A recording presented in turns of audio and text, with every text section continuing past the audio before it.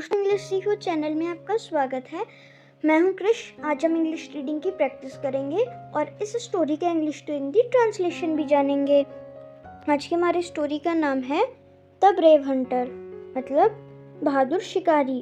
Once there lived a brave hunter. एक बार एक बहादुर शिकारी रहता था। One night he met 3 giants in a forest. एक रात उसे 3 राक्षस मिले एक जंगल में। He told them that he had never missed a shot.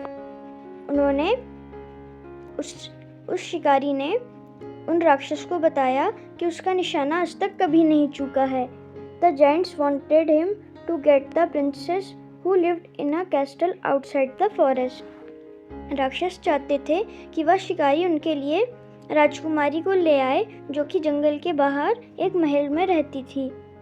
The hunter agreed and went into the castle. शिकारी मान गया और उस महल के अंदर चला गया।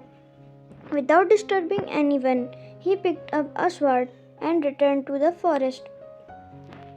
किसी को परेशान करे बगैर उसने एक तलवार उठाई और वापस जंगल की ओर आ गया। He tricked the giants and chopped off their heads one by one with his sword.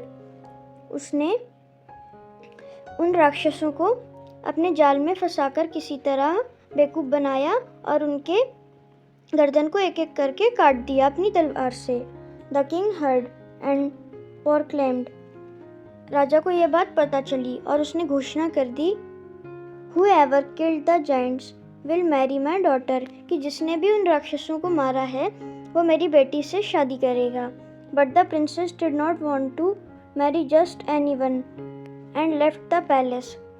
लेकिन राजा की बेटी किसी अरे गहरे से शादी नहीं करना चाहती थी, इसलिए वह महल छोड़ के चली गई।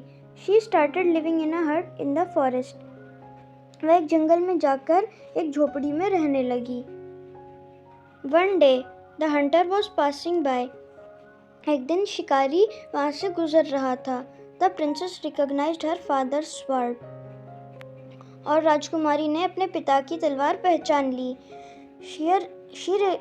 She realized that the brave hunter had killed the giants and agreed to marry him.